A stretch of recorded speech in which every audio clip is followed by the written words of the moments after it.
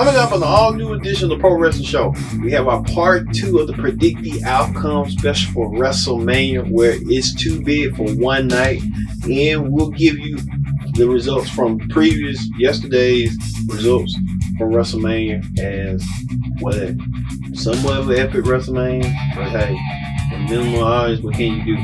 And we'll have hot topics, the latest in wrestling news, and for as the Pro Wrestling Show special, predict the outcome for WrestleMania 36. It's too big for one night. Starts right now.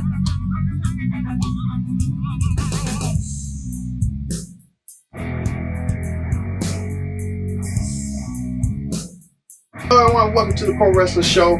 I'm your host as always, Ken Diggs here on our Predict the Outcome special part 2. Part 2 indeed.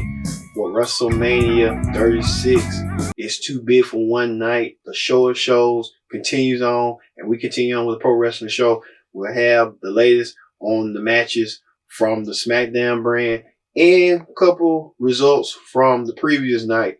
So don't forget to join in the conversation using the hashtag Pro Wrestling Hero Connect, and don't forget to subscribe. Subscribing is king. We here. Tell a friend, call a friend, subscribe. You know, that's the name of the game. We thank you all once again for watching. Once again, with Wrestling Matters and with WWE Matters. All right, let's get to our Predict the Outcome special for part 2. We was going to do the SmackDown brand, but things changed up. And many of you may know that on SmackDown that Braun Strowman defeated Goldberg to become the new Universal Champion. The Monster Among Men wins his first WWE World title in his career. This coming off the heels of winning the Intercontinental Championship. And now Braun Strowman has another accolade as Universal Champion. Congratulations to the big man defeating the WWE Hall of Famer Goldberg, who delivered 4 spears. But at the end, Braun won with the Oklahoma Slam, got the 1, 2, 3, and became the new Universal Champion. Braun coming in and replacing Roman Reigns for health concerns. Now Braun's the top dog on SmackDown. We'll see how this goes for Braun as the new champ on SmackDown. Speaking of that, Elias went against King Corbin. Elias defeated King Corbin after King Corbin had this past week on SmackDown had hit Elias this past week, and now Elias get his measure of revenge over the King on that. Plus, interesting, Alexa Bliss and Nikki Cross are the new Women's Tag Team Champions after defeating the former Women's Tag Team Champions, Asuka and Kairi Singh. I think that's how they won the tag team titles from them. Yeah. So it's like they playing hot potato with the new champions, Alexa Bliss and Asuka, winning the titles again. I think this make them their second reign as tag team champions. And they had the most reigns going forward. Also, Cesaro defeated Drew Gulak on the pre-show. Cesaro and Gulak, 2 technical submission wrestlers, give them their all, and they won in the glory with that.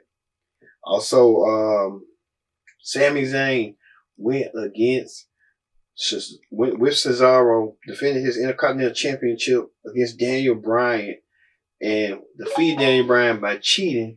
So Daniel Bryan loses again with Sami Zayn. Also, John Morrison defending the tag team titles on SmackDown against Jimmy Uso and Kofi Kingston. Now, this was just each man representing their individual team due to the fact Miz was injured. A lot of people say Miz was sick. So it was a triple threat match instead of a triple threat tag team match. John Morrison, Kofi Kingston was clinching, I think, to win the titles, and then John Morrison pulled Kofi outside the barricade, and John Morrison got the ladder and climbed up and retrieved the belts. And John Morrison and The Miz are still your SmackDown Tag Team Champions. Who else? The Undertaker defeated AJ Styles in a Boneyard match. The Undertaker, it was kind of weird, like Matt Hardy vibes and stuff, which I think Matt Hardy was trying to do in WWE, trying to ignore him. Now Matt Hardy doing the same on AEW, trying to be innovative over there. And I think they had AJ, the OC, and the Undertaker's Druids coming out there attacking the Undertaker. Undertaker overcome the odds. Undertaker told AJ that, you know, maybe one day you ain't so bad. Undertaker chokeslam AJ into the 6 feet down the grave, deep into the grave, and place AJ there. And AJ had his hand out. I don't know if this is in AJ Styles or AJ Styles gonna take a break or what. We'll see. Also, I did predict it that Kevin Owens was going to defeat Seth Rollins, but the match turned out to be a no disqualification match. KO got his measure of revenge over Seth Rollins and stuff. So, hey. The biggest shocker of the night was Becky Lynch retained her Raw Women's Championship against Shayna Baszler. I really thought Shayna was going to win this match, but it turns around that Becky won the match. Now, Becky Lynch is the second person in WrestleMania history to defend her title over a year and still keep it. She is second to Hulk Hogan, who at WrestleMania 2 defended against King Kong Bundy. He was already champion. He a year later went against Andre and won against Andre. So Becky Lynch keeping this momentum going as Raw Women's Champion. She is longest reigning Raw Women's Champion in counting, but Becky Lynch keep her momentum going. And you got to wonder who's out there that Becky Lynch who's going to challenge Becky Lynch. Will it be Ronda Rousey again? That's the match everybody wants to see. All right, that is the results of WrestleMania Part 1 from Saturday night. On Phenomenal WrestleMania, Stephanie McMahon had the opening to welcome everyone to WrestleMania due to the coronavirus. They won't say it, they just say under certain circumstances. So they was trying to be careful with that. All right, let's keep our predictions going now. If we go back to what we had fast forward from the previous video with Part 1, we'll do it again with Part 2. So Part 2, here are the matches as they state for tomorrow night. Liv Morgan and Natalya kick things off on the pre-show. One-on-one. I think they just put an impromptu match between the two ladies. This coming off the heels of the Elimination Chamber where both women did do a stellar performance. I give this to Natalya. Natalya is going to take it home. But if Liv Morgan starts showing a little dirtiness and start showing her side, she could probably come out here winning. So we'll see. Also, Rhea Ripley, we talked about with Charlotte Flair. Look back on see the past one video, Part 1, what I thought about it. But like I said that Rhea Ripley was going to win, but things can turn upside down. You never know. Also, I talked about Brock Lesnar and Drew McIntyre for the WWE title. I think Drew's going to win it and take it home. So we'll see on that. Plus, John Cena goes one-on-one against The Fiend in another gimmick match. Still The Undertaker and AJ with the Boneyard match. I think The Fiend will win this match due to it being a Firefly Funhouse match. So we'll see what that entails tonight. Also, Bayley defends her goal against her SmackDown Women's title against Lacey Evans, Naomi, Sasha Banks, and Tamina in a fatal five-way for the Women's Championship. Now, they always say Tamina is the dark horse in this match. Look out for her because she's coming back with motivation and determination. Well, Tamina, a lot of people saying looked at rust, like she didn't get a lot of ring rust. So Tamina coming back, hey. And a lot of people say Sasha could win the belt. So I'm going with Bayley. I'm going to go with Bayley. Yeah, we'll go with Bayley. Bayley's going to retain her belt because, by all means, because she's going to use Sasha as a band-aid to get where she needs to go. We talked about the tag team titles from Raw on the line as the Street Profits defend against Austin Theory and Angel Garza with Selena Vega in that corner. Said the Street Profits will retain there, so look back on Part 1 of that. Also, we talked about Aleister Black and Bobby Lashley with Lana singles match. Look back at that Part 1. Edge versus Randy Orton. We talked about that Part 1 as well. We talked about all these matches. I think if they would have gave us a timeline, what matches was going on, but they just wanted to give us a surprise and stuff. So I understand. And then Otis versus Tucker versus Dolph Ziggler with Mandy Rose at ringside. Now, I think this is going to be a switch and bait. I think Mandy is going to side with Otis. And she thinks Otis is going to be in the Otis. Mandy might go on that date. So I'm thinking Otis is going to win over his match. So, all right. That ends the predict the outcome. When we return, we'll have hot topics, dedicate a whole segment of hot topics. We'll talk about what's going on in the latest wrestling news. This has been the Pro Wrestling Show Predict the Outcome Special for WrestleMania Part 2. Stay tuned.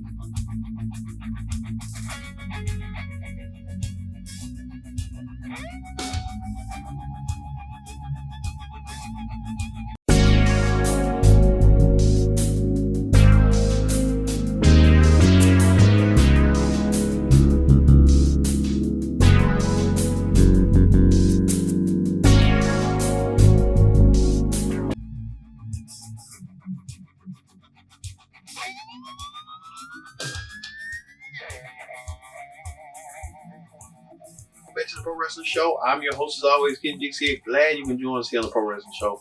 Join the conversation using the hashtag Pro Wrestling here on Connect. As we have the Pro Wrestling Show Predict the Outcome Special for WrestleMania 36. Man, thank you all once again for watching the Predict the Outcome from the previous night with the views and stuff. We thank you. We thank you once again. Also, joining the conversation using the hashtag Pro Wrestling here on Connect. Thank you once again. All right, let's get to hot topics. All right, now we know that the CV-19 outbreak has got a little worse, and now a lot of people are staying at home as local and government officials are trying to mandate that to prevent the virus from spreading. Well, one wrestling legend had this to say. Hey, it's Ric Flair here, letting you know that I'm partnering with the American College of Surgeons and asking you to stay home and stop the spread, and to thank all the people in the world of medicine today that are working to bring this virus to an end. Let's do this together.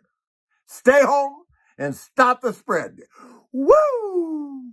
It's your boy Ric Flair urging people to stay at home and fight this disease. I know everybody want to get out and go party and stuff, but the Nature Boy telling people to stay at home, and we'll see how this all transpires.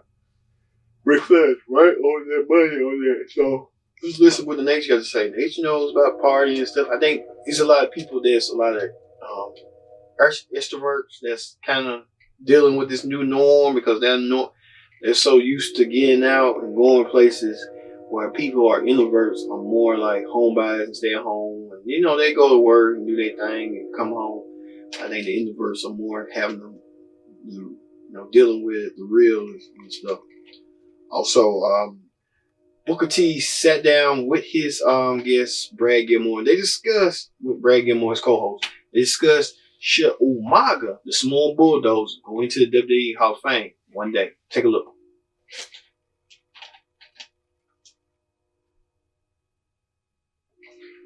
Booker T stating that Umaga should go in as a member.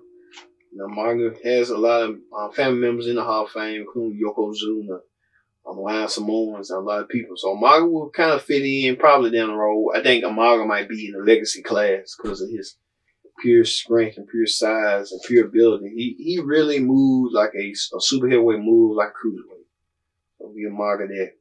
Man, you can thank 3 Minute Warren no longer with us. Rose and Jamal deceased, both of them. Man, remember when they was impactful.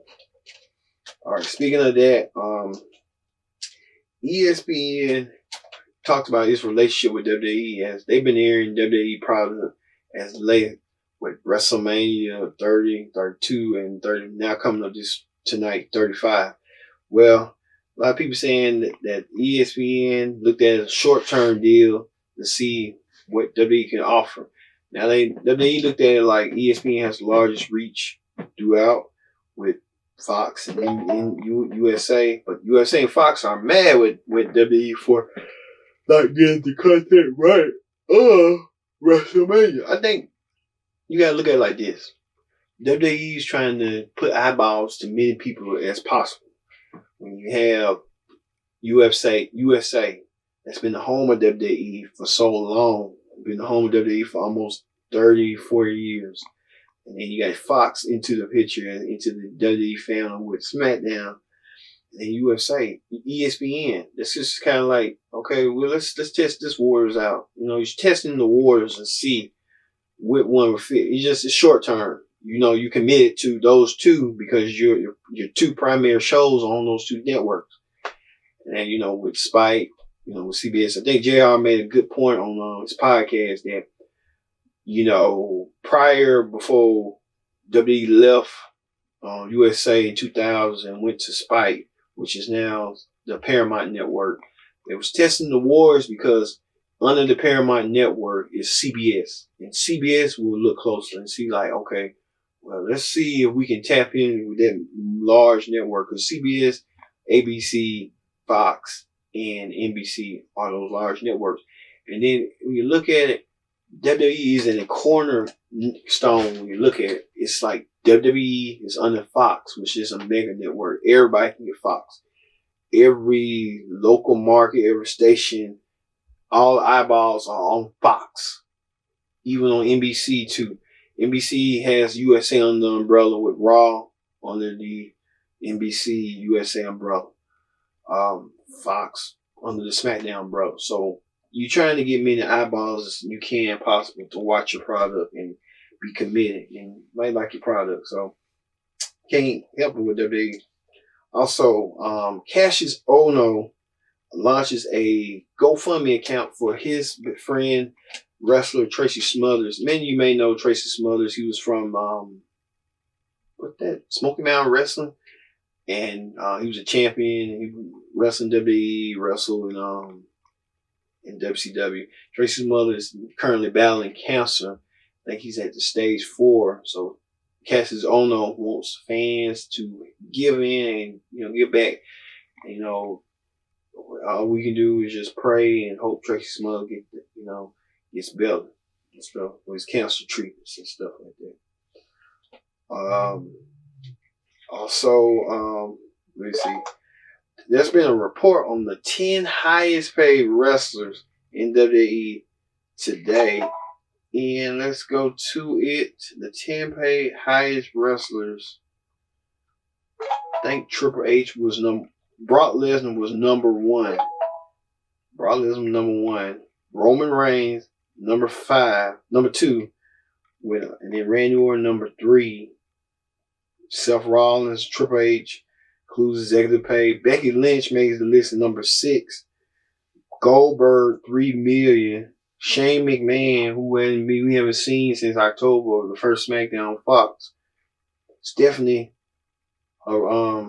his sister, $2 million, including executive pay. And Braun Strowman, the new Universal Champion, $1.9 million. Man, that's a lot of money. And Forbes, Forbes don't play that. So you know how that go. All right. And we talk about did WWE try to shut down AEW from its tapings? Well, we know that WWE had to shut down its facilities, the Performance Center.